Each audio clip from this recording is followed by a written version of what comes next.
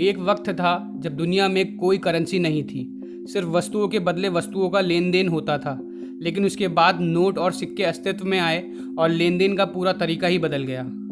आज कई सालों बाद जब हम डिजिटल वर्ल्ड में जी रहे हैं, जब कई सारी चीज़ें हमें ऑनलाइन प्राप्त हो जाती हैं, तो वहीं करेंसी जैसी चीज़ें भी पीछे क्यों रहें। तो बस ऐसा समझ लीजिए कि करेंसी को डिजिटल में बदलने के लिए क्रिप्टो करेंसी को बनाया गया। ये करेंसी एक ऐसी करेंसी है जिसे आप देख या छू नहीं सकते, बस इस्तेमाल कर सकते हैं, वो भी ऑनलाइन ट्रांजैक्शन से।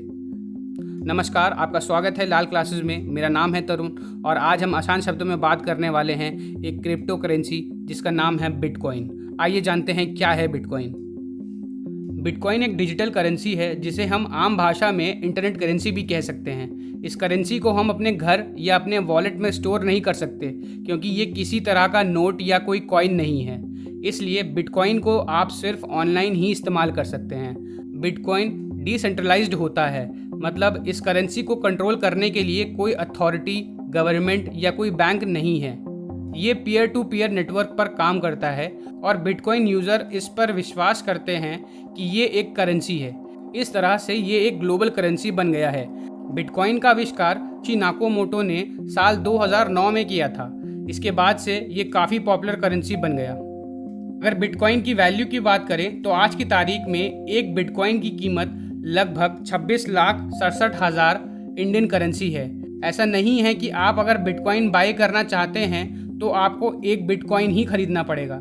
दरअसल बिटकॉइन की सबसे छोटी यूनिट संतोषी है और एक बिटकॉइन 10 करोड़ संतोषी के बराबर होता है। जैसे इंडियन करेंसी में 1 रुपये 100 पैसे के बराबर होता है, वैसे ही 10 करोड़ संतोषी से मिलकर एक बिटकॉइन बनता है। मतलब आप एक बिटकॉइन को 8 डेसिमल तक ब्रेक कर सकते हैं। आप 0.0001 बिटकॉइन भी यूज़ कर सकते हैं।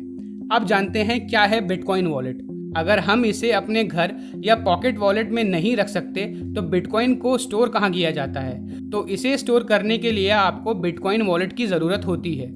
इंटरनेट में बहुत सारी एप्लीकेशन, सॉफ्टवेयर और क्लाउड बेस्ड वॉलेट हैं जिनमें आप अकाउंट बनाकर बिटकॉइन को स्टोर कर सकते हैं। अब देखते हैं बिटकॉइन काम कैसे करता है। तो सबसे पहली चीज़, वो आपको एक यूनिक एड्रेस उपलब्ध कराता है।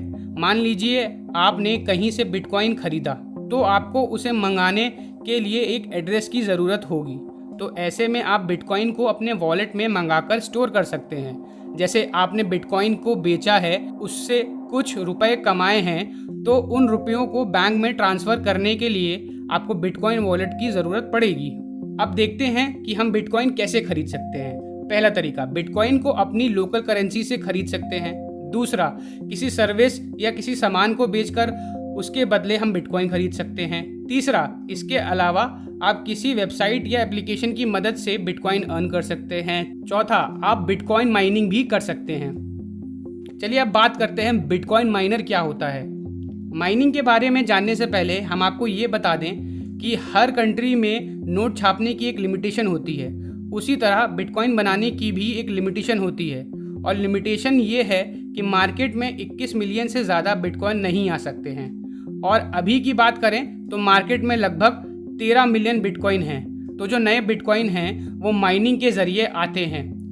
बिटकॉइन माइनिंग क्या है? मान लीजिए आपने किसी को कुछ बिटकॉइन भेजे हैं, तो भेजने के इस प्रोसेस को वेरीफाई करते हैं और वेरीफाई करने वालों को माइनर्स कहते हैं, जिनके पास हाई पावर कंप्यूटर होते हैं और वो इन कंप्यूटर से बिटकॉइन ट्रांजैक्शन को वेरीफाई करते हैं।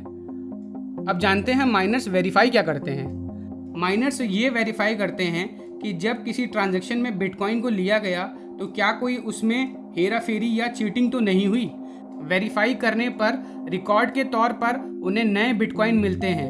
तो इस तरह मार्केट में नए बिटकॉइन आते हैं। अगर आपके पास हेवी कंप्यूटर है तो आप भी माइनिंग कर सकते हैं।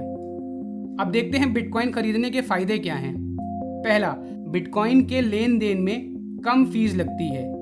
बिटकॉइन को आप दुनिया में कहीं भी बेच या खरीद सकते हैं, वो भी बिना किसी परेशानी के। आप इसमें लॉन्ग टर्म इन्वेस्टमेंट कर सकते हैं क्योंकि बिटकॉइन एक फ्यूचर करेंसी है जो कि आने वाले समय में डेफिनेटली काफ़ी ज़्यादा बूम करेगी। चौथा, बिटकॉइन में गवर्नमेंट आप पे नज़र नहीं रखती। तो बिटकॉइन में किसी गवर्नमेंट की नज़र नहीं होने के कारण कुछ लोग इसका गलत यूज़ भी करते हैं। जैसे काले धन में या ड्रग्स वगैरह में इसका प्रयोग करना। बिटकॉइन के कुछ फ़ायदे हैं तो कुछ नुकसान भी हैं। आइए अब जानते हैं क्या हैं बिटकॉइन के नुकसान। पहला, इसमें कोई कंट्रोल अथॉरिटी, बैंक या कोई गवर्नमेंट नहीं है, जिसकी वजह से इसकी कीमत कम ज़्यादा होती रहती है। दूसरा, अगर आपका बिटकॉइन अकाउंट हैक हो जाता है तो आप बिटकॉइन वापस नहीं ले सकते और इसमें गवर्नमेंट आपकी किसी भी तरह से मदद नहीं कर सकती।